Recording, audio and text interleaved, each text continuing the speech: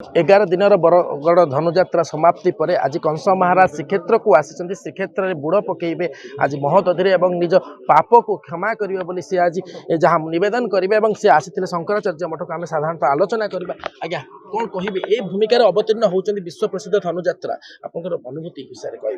अनुभूति बहुत सुंदर थिला कहीं लक्ष लक्ष दर्शक मो जीवन में देखी नी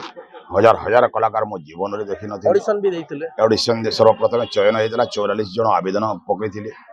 36 जन मध्य चयन प्रक्रिया होगा चयन सर्वप्रथम स्थान अधिकार कर वर्ष कंस भूमिका को मुझे 18 दिन 20 दिन व्यापी आम आम अभ्यास आखड़ा साल अभ्यासरत रहीलु तापर 11 दिन धनुजात्रा सारी जो अपशब्द गुड़िक व्यवहार करा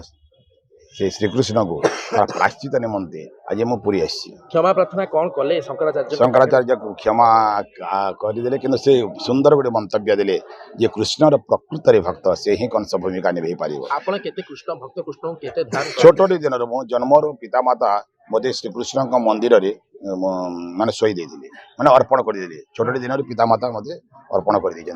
व्यक्तिगत जीवन में कौन करते किसी नहीं आज्ञा मो कलाकारी एमती गाँ गाँ जी आम कंस रावण महिषासुर त्रिपुरासुर तारकासुर मुरसासुर बुरासुर एमती पुराणर 14 गोटी राक्षस भूमिका नुमे मु मोर पेट पाटना पोषि विश्व प्रसिद्ध धनुजात्रा एभली गोटे भूमिका निभेले आपनकर सबुठ बड़ उपलब्धि भाबुचंती कि? हाँ मोर अनेक दिन आशा आकांक्षा थिला केमिति केउ साधन कले मु बरगढ़ विश्व प्रसिद्ध रे थरे कंस बाहरी भूमिका निभे एथर किंतु ता प्रकृति मोर आशा सब संपूर्ण जगतरनाथ जगन्नाथंकर आशीर्वाद मते सुयोग मिली थिला आर मु ए वर्ष निवेकी कर जथा पथे कले अवरोध रेणु रेणु करे मिसाइबे धरणी भक्षरे वायु को करी बंदी अग्नि को करी सुशीतल जल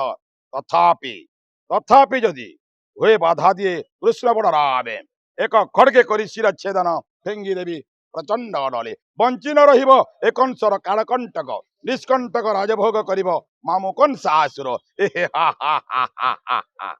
जेतेबेले कृष्ण कोट आपण मृत्यु पाउचनी मंचारु पड़ी मामु मोरचन जो कथा अछि सेतेबेले आपण उपलब्धि होची स्वर्ग प्राप्ति हेई गला बोली। हां फीलिंग्स आसुची सेटा से समय रे आखिर बहुत लोह गडुची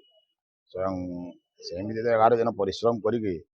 माने शारीरिक स्तर रे आसुची आ जेतेबेले स्वयं कृष्ण को देखिदेला परे भाव विवड़ हेई नवदा भक्ति आचरण आसुची तथापि दशम भक्ति बैरी भक्ति न कले मुक्ति मिलिब नहीं तेणु बैरी भक्ति करी आठ मुक्ति पाई जाइए। शंकराचार्य पाखे सलाप शुणी कौ सलाप थी अक्षुर्ण अनंत विश्वे मर्मे मर्मे विंशाक्षर अरुणिमा प्रवेशिका मात्रे किए होची धराधामे जे कि वीर कंसासुरी देउजी अस्य यंत्रणा सिंह भीम हिमाद्री पंचत्व को नई भीतस्त्रत पोतीजी मस्तक सामान्य सामान्य श्री कृष्ण बलराम निश्चित भाव में जुगे जुगे धर्मर जय अधर्मर क्षय आम सहित अच्छा चाण मुष्टिक क्यारेक्टर जी था आप कौ क्यारेक्टर अवतीर्ण होते? मो मुष्टिक भाव में अवतीर्ण होती जोटा कि महाराजा अंगरक्षी मुष्टिक राक्षस भाव में अभिनय करते दीर्घ 11 दिन। कौन कहे गोटे सलाप किसी? हाँ महाराज पछे मुही सही मुष्टिक राक्षस गोटे हस्ते शतस्र सिंहर बल गोटे हस्ते शतस्र हस्तिर महापराक्रम महाराज आदेश करंतु महाराज एक क्षण छोड़ी जीवी से गोपनगर को समूले उत्पाटन करी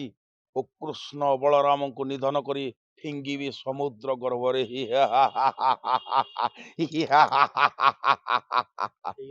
जीवन यथार्थ माने उपलब्धि होची निश्चित भाव में आम द्वापर जुग को फेरी जाऊ दीर्घ 11 दिन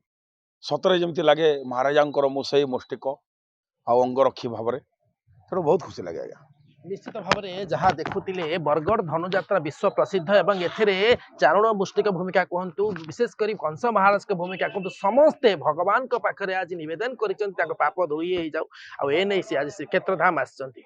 पुरी प्रतीक मिश्र प्रतिदिन टीवी।